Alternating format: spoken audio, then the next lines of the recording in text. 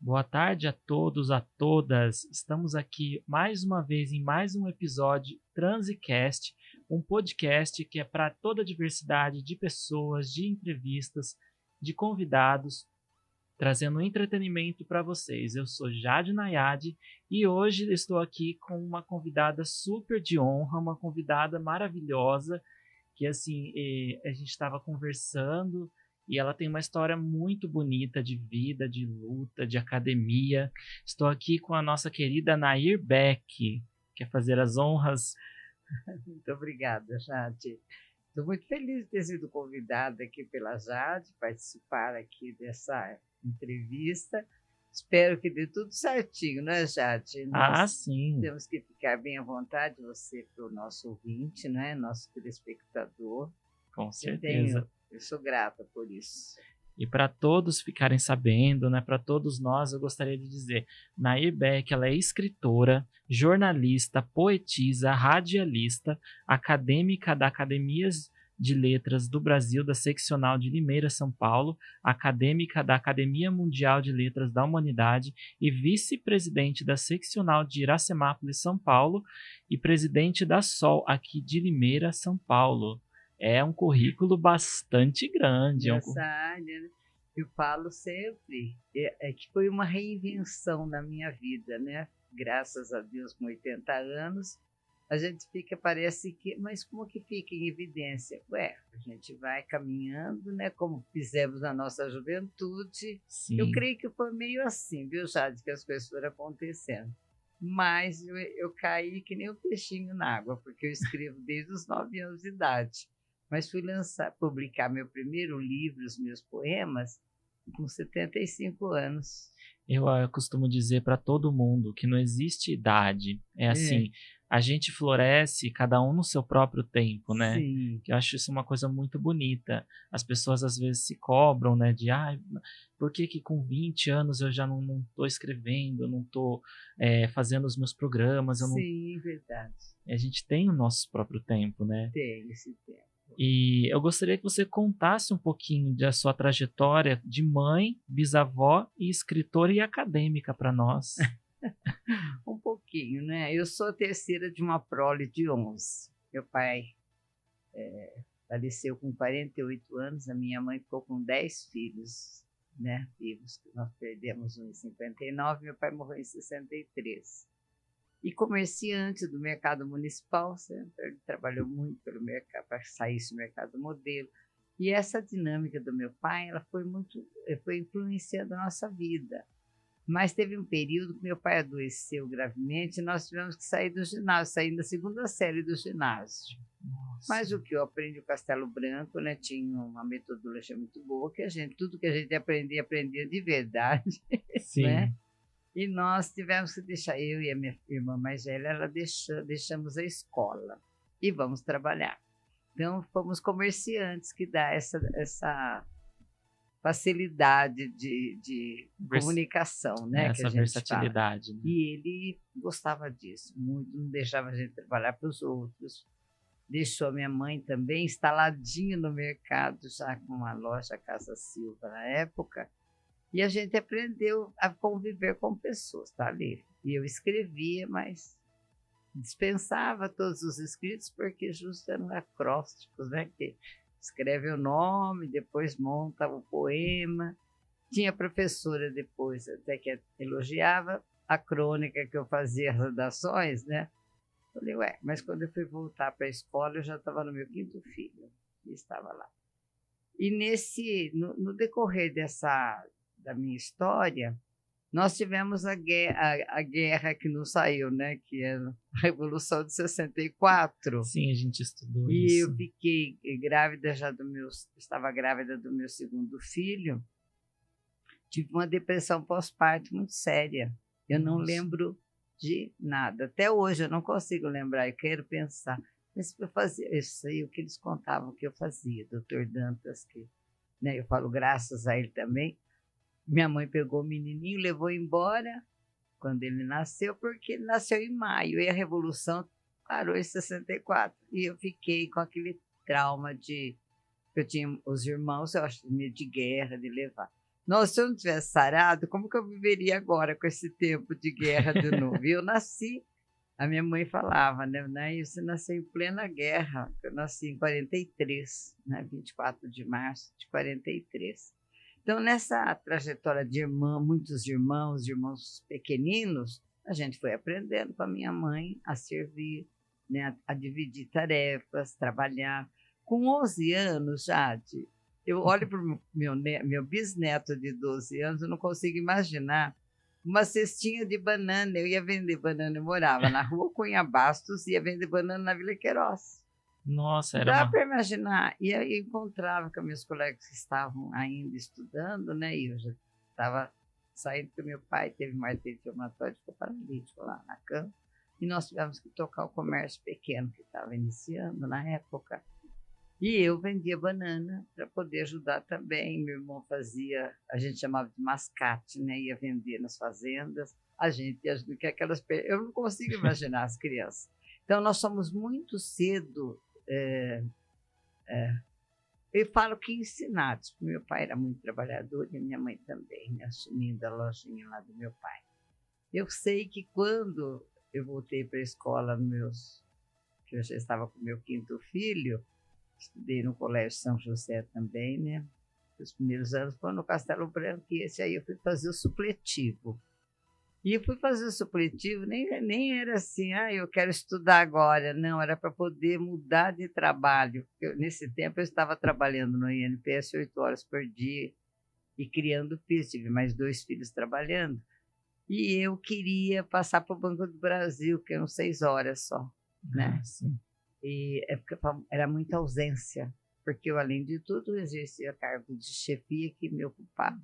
Trazia serviço para casa e ia trabalhar nas madrugadas quando eles dormiam, né? As crianças estavam acomodadinhas, eu ia.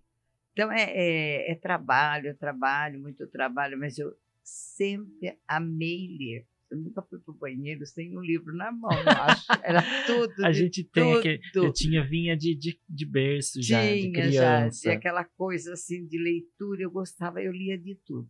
Meu pai, ele dizia para minha mãe assim, mas é interessante, Anair, ela senta encostada no rádio, o programa do Coliseu Azevedo Marques, né? Era jornalístico. Eu adorava ficar ouvindo ali. Eu sentava e ficava ouvindo o programa. Meu pai falava, mas como que eu, né? Eu jamais saberia que um dia eu ia ser jornalista e ia começar a escrever para não sei quem, para não sei, né? A gente não imagina, coisa. né? Não dá, Jade, para a gente imaginar. É uma coisa que vai acontecer. Por isso a minha vida foram de acontecimentos, né? Porque nesse decorrer aí de toda essa trajetória, ainda eu trabalhava com uma... e carregando, hoje eu sei, né, por trabalhar com isso, é minha bandeira, que eu disse para você que minha bandeira é a dependência química. Eu fui descobrir que eu era alcoólica, e uma história de uma mulher que foi até coordenadora internacional, né? E ela contava a minha história, ela, do jeitinho que ela era, que ela fazia, que ela agia, porque ela era uma mulher muito inteligente, dona Doroteia Takais, muito carinho até pela lembrança dela agora. E eu, nossa, mas tudo que acontecia eu ia enfrentando. E eu levei em conta, nessa trajetória toda do meu alcoolismo, que eu bebia, né? Meu primeiro foco foi aos 15 anos, e eu achava que eu bebia por causa de um fato ocorrido na minha adolescência. Eu falo tudo isso hoje, já chorei muito para falar disso, mas hoje eu tenho na minha bandeira de dependência química que sempre tem uma história, uma dor, uma ferida por trás daquilo, né? Sim, a gente nunca começa, né, um vício sem alguma sem ter dor. eu falava sempre assim, aquele gatilho, né? Exato. E o que é? Eu só fui mexer nesse gatilho 30 anos depois do fato ocorrido num abuso sexual, vamos dizer assim, né?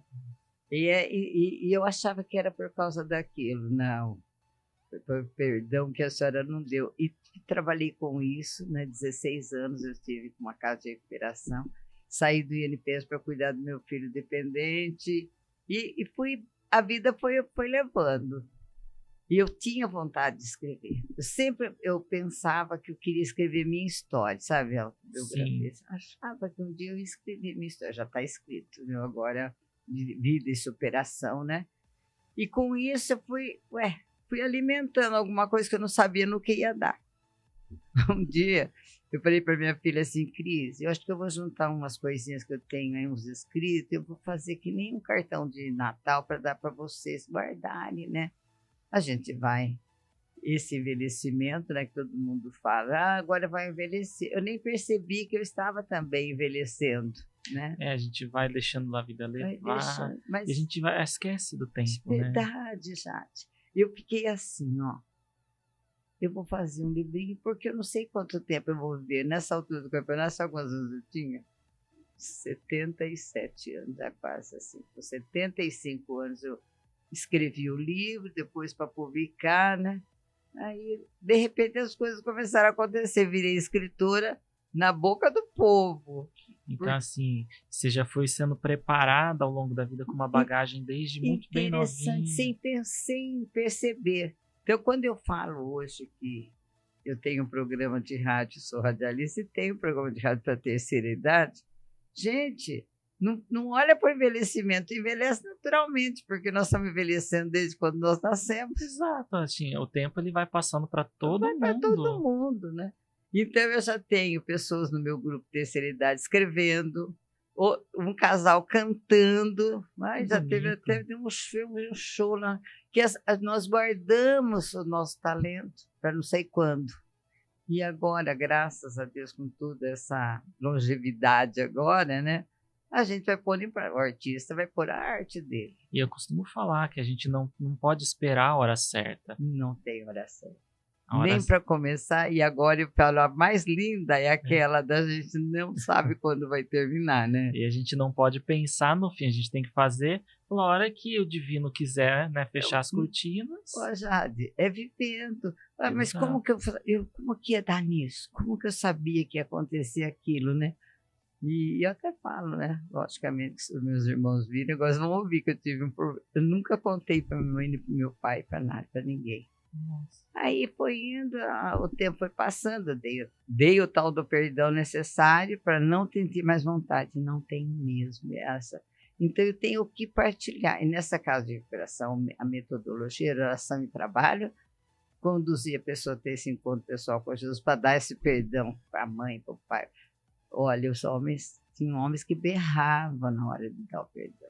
Porque era uma dor, né? Que a gente ignora, mas quando a gente toca nela, dói. Dói. E aí, nessa dor que a gente falava, então eu falava assim, chora mesmo. Às vezes eu falava, chora, pode berrar. Eu saía para fora, nós tínhamos a casa de recuperação lá no bairro do Pinhal, um espaço grande, 2 alqueires, que é lá no CDP, e eu falava, pode berrar, aqui você veio para berrar.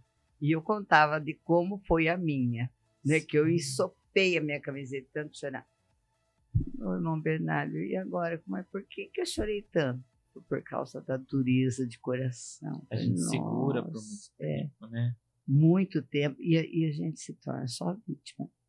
É sociedade. Quem é procurando culpados, né? A gente ignora a nossa própria culpa, né? E quando eu tive que enfrentar, né, para tomar a frente para cuidar do meu filho, e as pessoas querem rápido, querem tudo na urgência. Percebe isso, Chat? Com certeza. Hoje nós estamos na geração do, vamos dizer assim, vamos dizer, do fast food. Do fast food. A gente quer tudo agora. Tudo urgente. E eu falo por mim, que eu tenho esse defeito também. Eu falo, ai meu Deus, eu já tenho 30 anos, eu não acredito que eu ainda não construí. Minha mãe fala, né? Calma, não existe tempo. Cada um tem o seu próprio tempo de construção. E eu gostaria muito que a senhora contasse, né? A senhora já contou, na verdade, Tá saindo. Obrigada. quando começou a sua obra literária, né? Com quantos anos exatamente? Porque o Barão sempre fala que nós temos a nossa escritora Nair Beck como a Cora Coralina. É por causa do lançamento do livro, até lancei já na academia. Então, eu disse esses dias para um escritor que estava lançando o livro dele que eu frequento esses lançamentos, né? Porque eu sou só agora presidente da Sol. Então, o que eu preciso? A minha mercadoria hoje são escritores, poetas, vamos dizer assim, já que eu fui da história de comerciante, né? Então, se eu tenho hoje, é correr atrás onde eles estão, oferecer as oportunidades. Porque foi assim, conheci o Barão, né? Foi maravilhoso, porque ele é de Iracemápolis, meu filho lá. Meu filho contou, então eu falo que caí no colo, né? De alguém que faz questão disso. E a academia, nossa academia, né? Que nós somos agora confreiras, né, coleguinha? Deus te abençoe. E nessa de sermos confrades, a gente eu começo a observar assim, quanta gente escondida. E a coisa que o Barão tem mais esse carinho é de expor as pessoas, homenagem daqui, acabei de ganhar esse bottom, né, com a minha foto de comendadora, ele vai fazendo. E esse trabalho que eu faço na Sol é também isso, é olhar e valorizar. E eu disse para esse menino, você caiu no meu colo, agora me aguenta. E assim foi eu com o Barão, né? E tenho esse carinho muito grande por ele, né? Me apresentou você agora. E é isso, maravilhoso. Nós vamos para um rápido intervalo e nós já voltamos com mais dessas histórias maravilhosas com essa escritora exímia aqui, que eu não tenho nem adjetivos para descrever, que é a nossa querida Nair Beck. Já nós estamos de volta.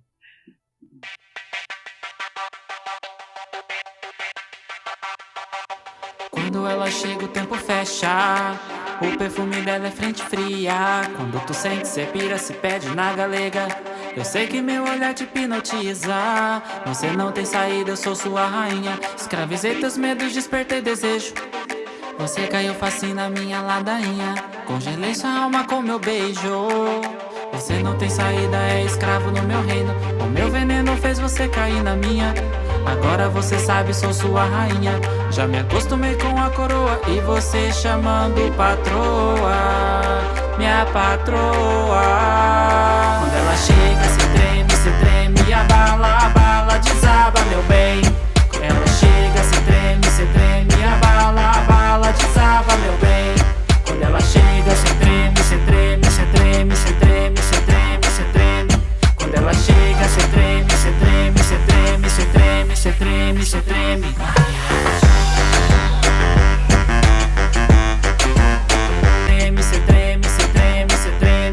Quando ela chega, se treme. Quando ela chega, se treme, abala, desaba, meu bem.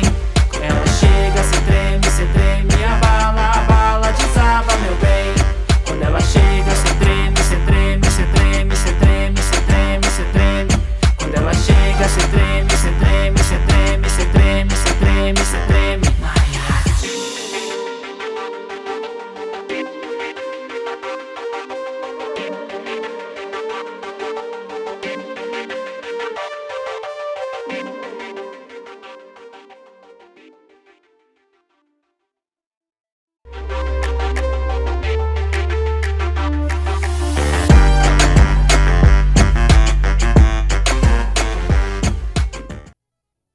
Estamos de volta aqui no nosso querido podcast Transicast para vocês, com muita diversidade, com muitas histórias, com muito entretenimento, com muito conhecimento para vocês.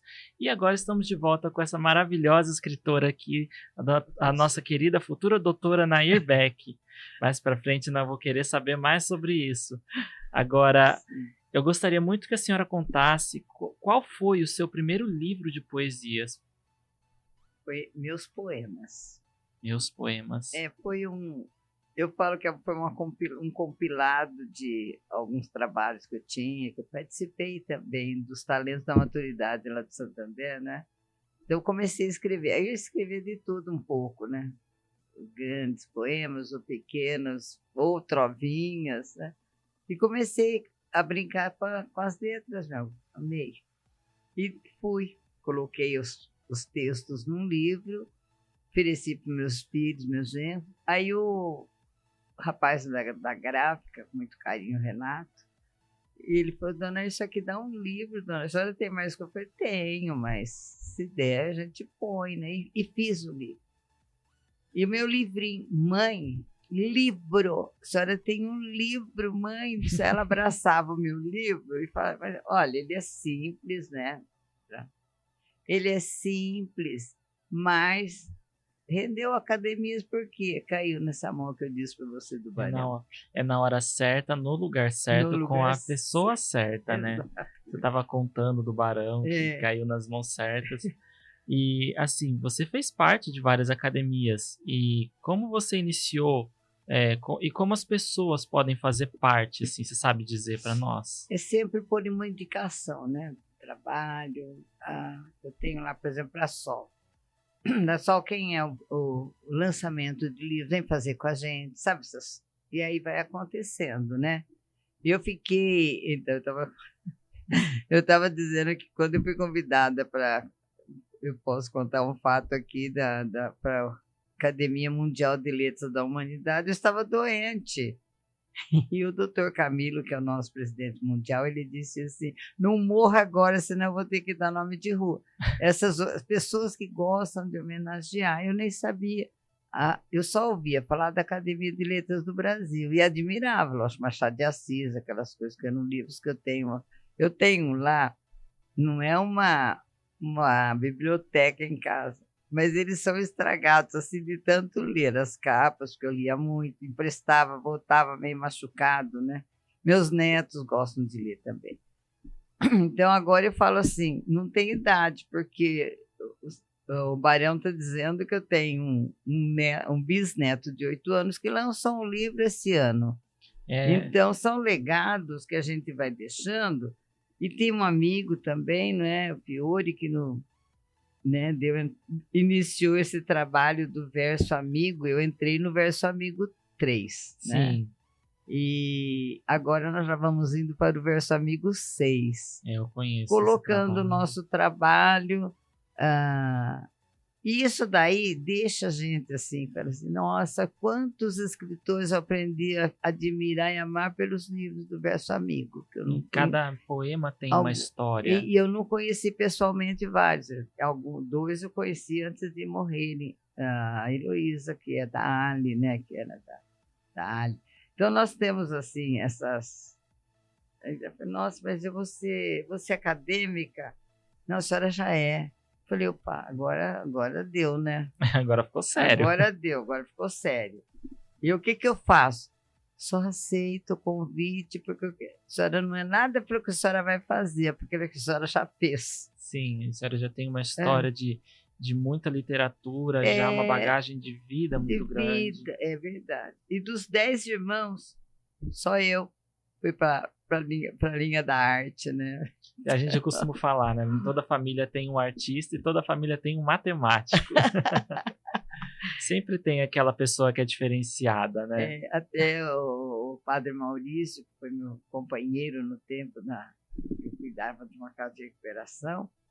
Saudoso padre Maurício. Até tem aqui também um acróstico que eu fiz para ele, né? E é muito bonito. E ele durou tão pouco, né? Ele fazia um trabalho bonito, eu acompanhava. Bonito. Ele chegava às madrugadas em casa com o menino, com o homem, com a moça, porque era uma casa de recuperação, comunidade terapêutica Filhos e Filhas de Deus, para mulher e homem. Então, nós tínhamos 4 vagas femininas, né? E tudo que ele fazia, tudo que ele via, eu falava para ele: padre, eu tenho uma vontade de escrever tudo isso, as histórias que passaram pelos nossos ouvidos, pelo nosso colo. Isso é importante, né? E como é que ficava? Eu falava isso, mas natural, só de escrever para guardar, entendeu? Assim, naquele modo de dizer, né? E eu falei, nossa, até que eu descobri que a minha história também é uma história. Hoje eu tenho uma história de vida de superação. De inspiração e motivação. E tenho método para recuperação, né? Então eu tenho esse livro que ainda não foi publicado. Aí vem essa vozinha do Barão. Não se preocupe, um dia poderá ser publicado. E agora, esse ano é que eu achei que eu publicaria, não deu ainda, né? Porque tudo tem o seu custo. Eu falava muito pro Fiore, eu sou escritora, mas eu não sou vendedora de livros. Mas eu só fui comerciante, mas não de livros. Não, mas a venda, ela... Não, e a ver se eu tô com esse aqui precisando de mais, e daí, como é que fica? Né? Eu já falei para ele falou que vai tentar localizar. E eu fico interessante quando eu vejo o escritor. Eu já penso na academia, mas ele vai... agora eu aprendi a valorizar também isso, que eu não via em mim, nem para mim eu não via isso. Por isso que você fez a pergunta, como é que faz para ele? É indicado, o presidente faz o contato e tudo. O difícil, muitas vezes, eu até comento isso, gente, quanto que eu investi nos outros? Hoje, para mim, academia, homenagem, tudo que se passa, os eventos, é investimento pessoal. Sim, que a gente tem que se ajudar também, né? E é isso que eu mostro para o escritor. Você me contou a sua história aqui. Agora as pessoas querem conhecer você pessoalmente. E nesse pessoalmente você precisa fazer agora investimento pessoal. Você deu o primeiro passo, o livro, falei para ele. E foi assim que meu filho falou para mim, mãe, aceita, mãe. Pensa que foi assim, oba, eu fui convidada. Não, a gente tem uma certa reserva, não tem uma certa resistência. Sim. Né? Agora eu estou aqui diante de mais uma acadêmica aqui, né? E eu fico toda contente, porque aprendi o caminho que é ser um acadêmico. Né? Que eu vi essa academia de líder, número, só entra quando morre, entra outro no lugar, né? E essas academias que estão surgindo hoje, graças a Deus, pelo Brasil afora, né? Porque seccional aqui, seccional ali, vai indo. O que acontece? Ela está trazendo, o escritor está trazendo o leitor, né? Nós vamos ter agora, no próximo dia 24 de novembro, também uma escritora que vai entrar para a academia e vai ter um espaço onde ela vai poder pôr os livros dela à venda. Então, é esse alguém que é o Barão, que ele não pode morrer também, que nem o doutor Camilo, a senhora não pode morrer agora, eu também digo para que ele não pode morrer. Porque assim, eu sempre falo, né, quem não é visto não é lembrado. Não é lembrado. Então a gente tem histórias, a gente tem conteúdos que podem assim agregar, que podem inspirar, motivar e podem esclarecer. Verdade. E se a gente guardar, assim, não faz sentido a nossa passagem aqui, né? Então, eu acho que a academia é muito para isso, para dar sentido à passagem de vários artistas. Eu costumo falar que escritores são artistas. Poetas são artistas. E nós tivemos, assim, esses tempos, Dia Mundial do Livro, Dia Mundial da Poesia, dia não sei o quê. Vê se a gente dava valor nisso. E hoje a gente está entrando então tem alguns zaps, né, que eles vão mandando. Agora já tem que abrir um calendário com essas datas, guardando as datas, né? Porque você acha que eu imaginava que eu ia ficar presidente de uma sociedade literária? Fala sério. Não, e aqui diz também que a senhora tem um programa de rádio semanal na Rádio Magnífica. Isso. Como que é para você? Nossa, para mim, eu fui pela terceira idade. Eu fui pedir para a rádio que eu queria fazer um programa de dependência química. Não tem esse espaço ainda. Mas você não quer fazer um para a terceira idade? Como eu faço parte dos grupos de convivência também, do meu grupo Amigos Felizes, e eu falei, que bom, eu vou fazer sim. Eu já ganhei 1 hora também para dependência química. É dar o passo, porque às vezes eu quero aquilo naquela hora, mas a rádio tinha esse programa.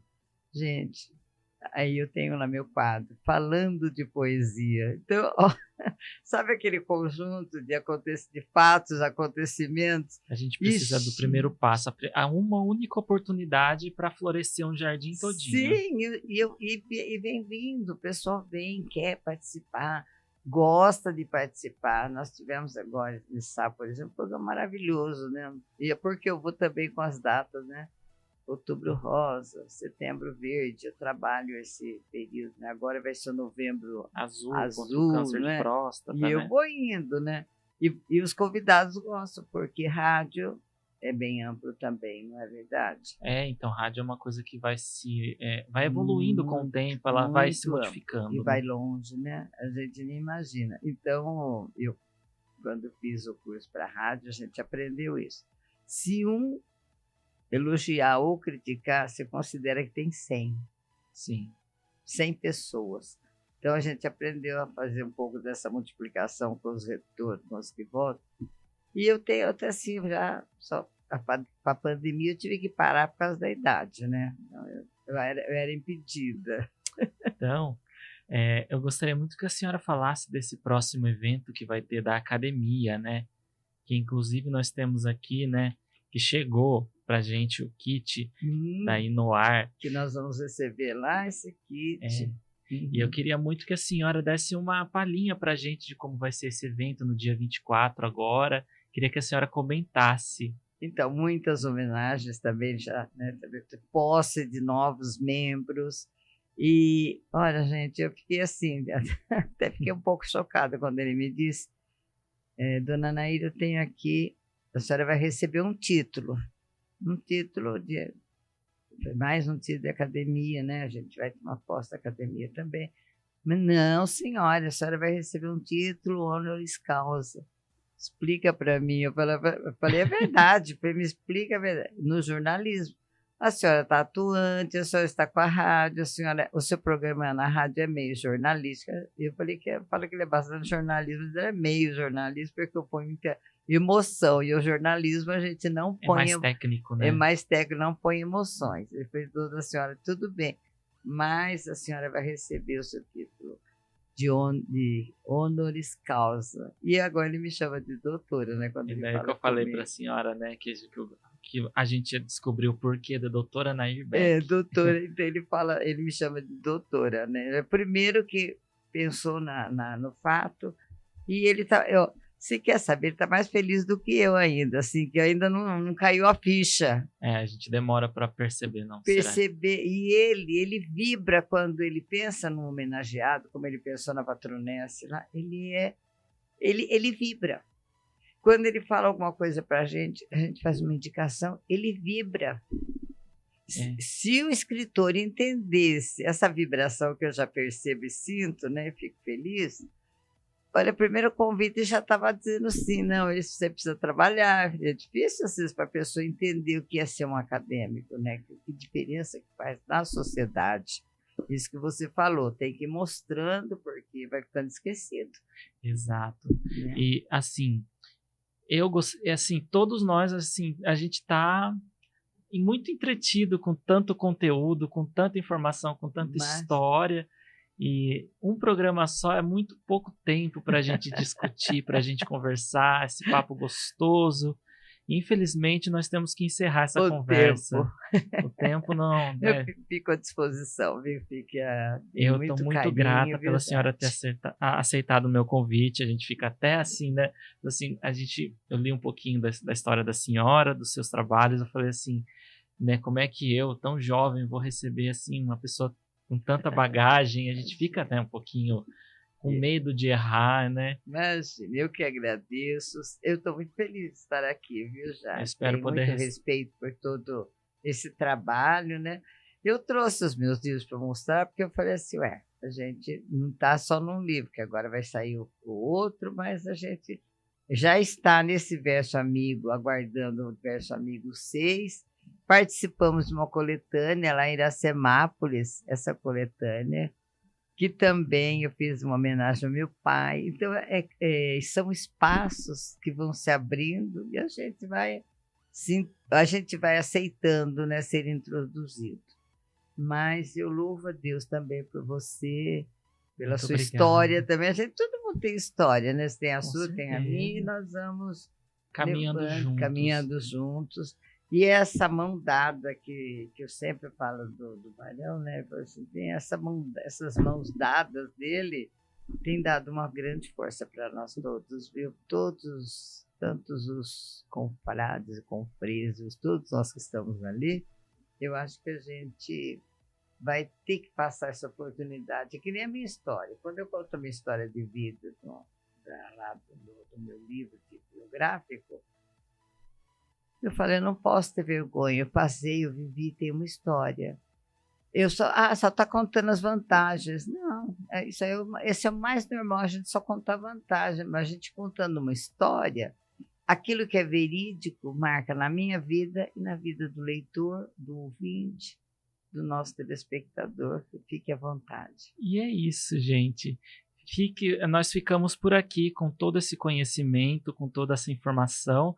E eu espero poder receber a senhora mais vezes aqui no nosso programa. E é isso, gente. Aguardo vocês na próxima sexta-feira, às 4h30 da tarde, aqui no TV Agora. Ficamos agora por aqui, nosso Transicast para vocês. Muito obrigada. Obrigada.